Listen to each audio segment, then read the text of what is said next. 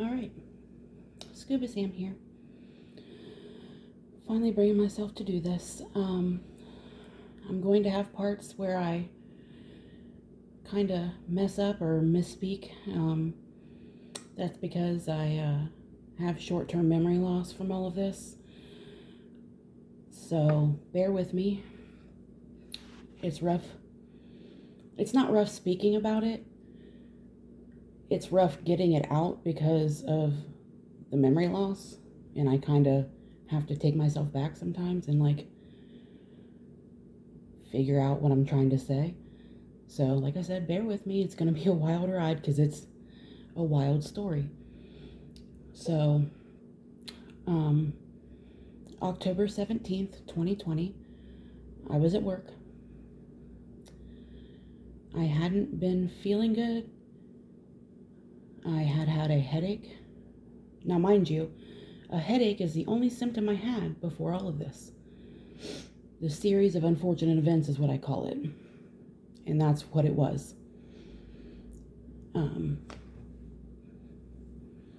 So, I'm at work. For 2 weeks, I had a headache. Just a normal headache. Now, by the end of this, I'm going to tell you the gist of all of it is a job is not worth your life. And that's what I learned from all of this. That's what I took away. It's a sad story, to be honest. So, October 17th. Remember that day. So, I'm at work. I am, or was, a caregiver for developmentally disabled adults. That's what I did for 10 years.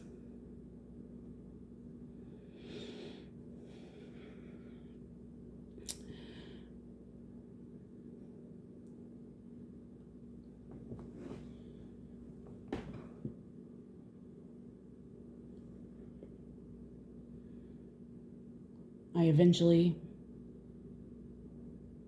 was like, okay, this headache is horrible. I made dinner for my residents, and then I went and shut myself in the garage where it was dark. The next day, my coworker comes in. I said, I can't do this. I'm going to have to go to the ER. So he takes over my shift. I clock out. I go to my apartment. And I tried to go to sleep. The headache just wouldn't waver. So I'm like, okay. Nope. I'm going to have to go. So I put my sunglasses on because I couldn't even stand any light. I get in my vehicle. I drive myself to the ER. Now, mind you, I have no idea how I drove myself to the ER. And nobody else knows how either. I get there, I'm in the waiting room. They take me back. They run some tests. They give me the migraine cocktail that does absolutely nothing. And that's when I knew I was in trouble. The doctor comes back, takes me for a CT. I wait. He comes back in. He says, you have a small bleed on your brain. We're going to send you to a local trauma center, which was an hour away from where I was at. Which one do you want to go to? And in my mind, I'm just like, oh, sheer panic, but I didn't want anybody else to panic. So I call my boss, which was my best friend at the time. I call my sister. Well, call my mother, obviously. I tell her not to panic. Obviously, she panics. I called my sister, tell her not to panic and what was going on. Obviously, they both panic. They said they were getting a squad to come and get me, to take me to said hospital that was an hour away. Left my vehicle in the parking lot, and away I went in an ambulance. I'm trying to think. I feel like I'm missing something.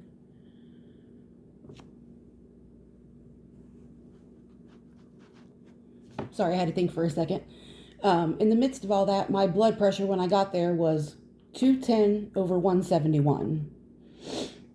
So they load me up in the ambulance. I'm halfway to said trauma center. And they can't get my blood pressure regulated, so they had to stop midway, which was, my luck. That's how my luck runs. Whole family's like that. So I get to said trauma center. Apparently I made TikToks about what was going on. I don't remember any of it. I made 2 of them about what was going on with me. I don't remember a thing. I don't remember getting to the trauma center.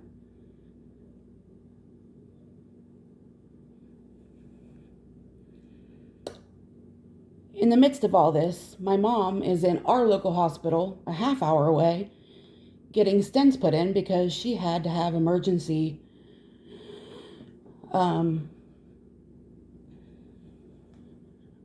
kidney stone surgery. But I didn't know because I was in the middle of having strokes. Not little did I know, anyways. So, anywho, get to the trauma center. It's black from there. I remember none of it.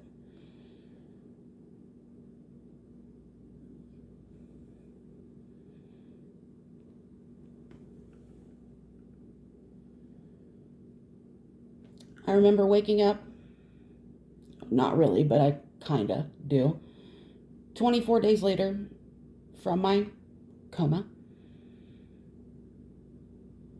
I remember my mom being there. She's the only one they let in because of the COVID restrictions. So I was by myself for that 24 days that I was in a coma. They let everybody come up, apparently, because I didn't know. I was in a coma. Apparently I threw a blood clot when they were doing the first surgery. They did a craniectomy to relieve pressure on my brain because normal pressure is, when I got there, normal pressure is, I think as my mom said, a 10. My mom knows this story better than I do. Normal pressure is a 10. I was at a 20 when I got to the trauma center. I got to a 30. So they had to do a craniectomy or I would have been dead on site. So they did the craniectomy. Mind you, my mom had no idea. They said, she was like, they're going to take, or they told her, they're going to take her for scans and they'll be back. They brought me back with a shaved head. 71 staples. And mind you, my hair was down to my butt. And it was fuchsia. That's why I rebelled and dyed it again fuchsia when I got hair back. This is just April 30th is a year of hair growth. This is from my second surgery because they had to remove my bone plates, which is pieces of your skull, if you didn't know, to relieve the pressure. So they did that. And they took them, my bone plates went on vacation, just for a little chuckle, to Virginia Beach. So they got a vacation before I did, and I still haven't had a vacation. So, anywho, I'm getting off track. This is my life. My life story is getting off track. Anywho,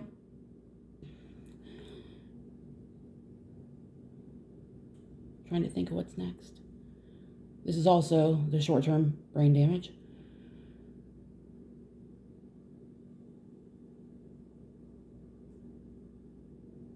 I'm sorry if this story annoys you, because short-term memory loss is a B word.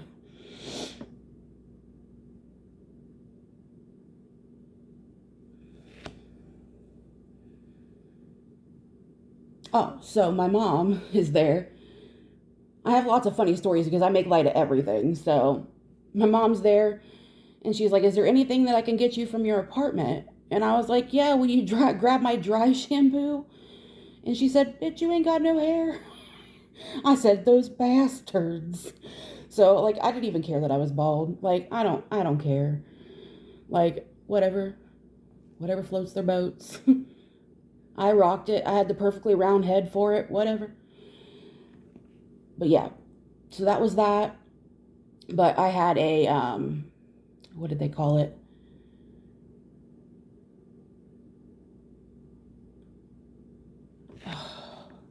I always mess up on what this blood clot was.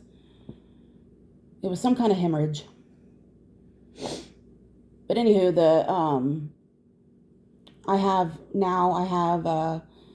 cerebral vasoconstrictive syndrome, which is where the blood vessels in your brain can squeeze really tight, and that's what happened.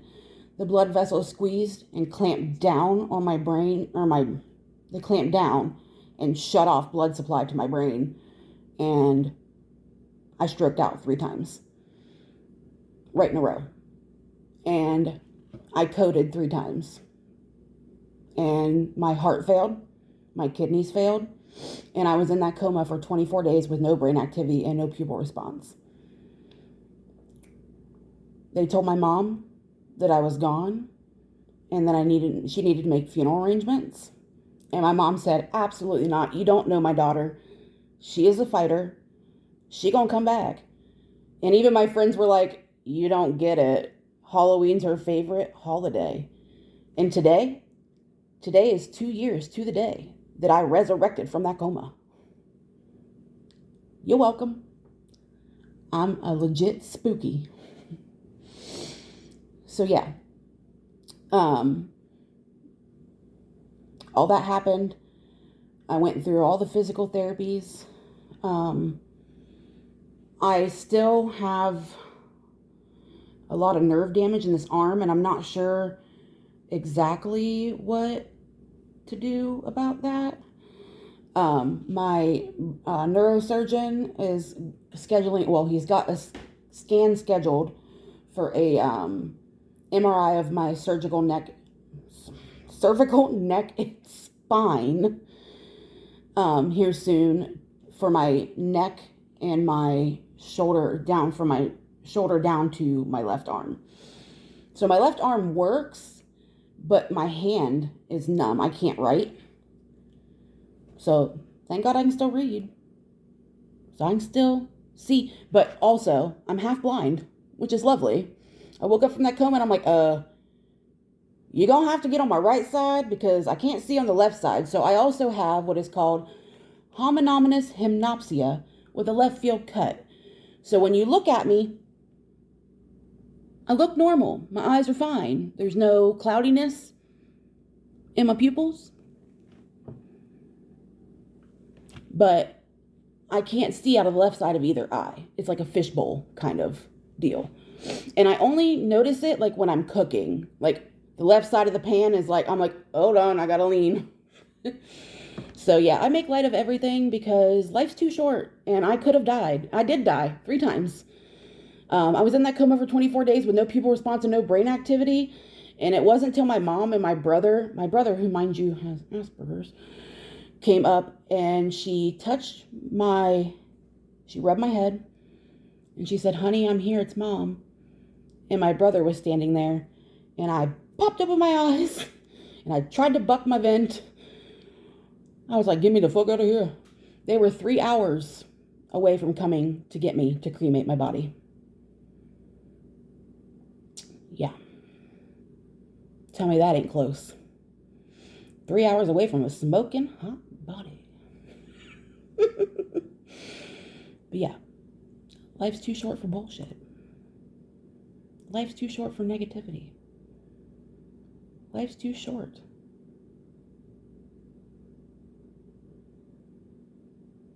for all this hate.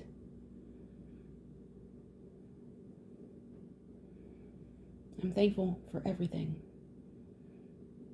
And let me tell you, the rehabilitation center I went to, the therapists that I had were freaking amazing. But the doctors I had, or the nurses, not the doctors. The nurses I had, no. Borderline abusive. One shoved me back in my bed. And I was like, She was lucky that I could still talk, because I was like, bitch. Not today, Satan. Even the head doctor of my rehabilitation center went over the nurse's head to the main person and was like, no. Should have seen the review I left. And that's a prestigious hospital and rehabilitation center. It's like one of the best. And it was trash.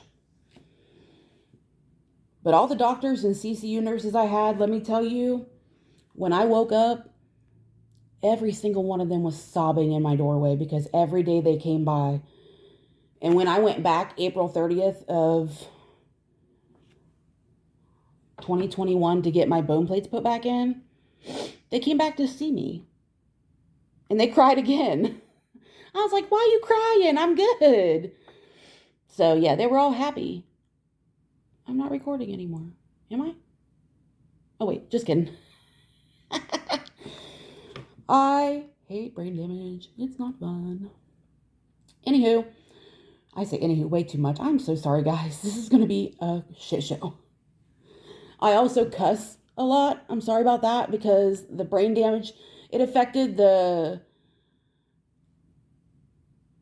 left side. What lobe is that? Whatever lobe this is over here. I'm having trouble thinking right now. But yeah. It was that lobe over here, the one that affects your, I already had no filter, but after my strokes, my give a damn was way busted. So yeah, this is my story, and there may be more. I'm just like trying to wing it, and it's not working, and I don't have anybody to talk back to me, to ask me questions, so I'm talking to myself, and I feel weird. So yeah. I hope this story helps somebody else. Oh, and they said what caused my strokes was just not taking care of myself. I was literally working 300 hours every 2 weeks. And before you say that's not possible, I worked in healthcare.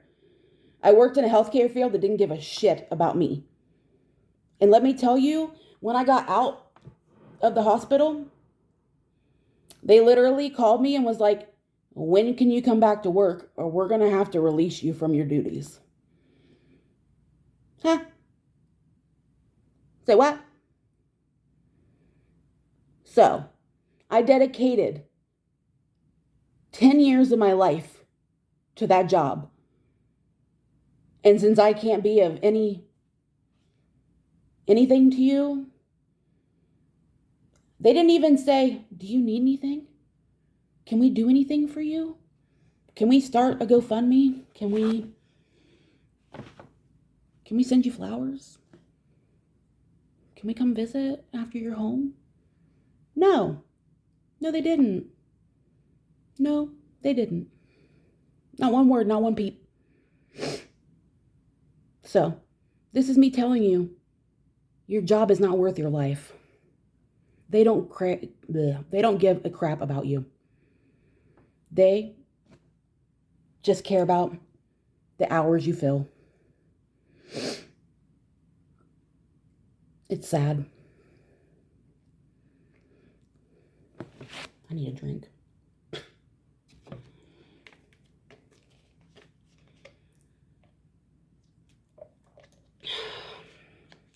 So yeah, like I said, there may be more that I'm forgetting, but that's the gist of what I've got right now. If you have any questions, comment down below, like, subscribe. I've got 2 subscribers, but I will love you 2 subscribers until the day this heart really stops. Scuba Sam out.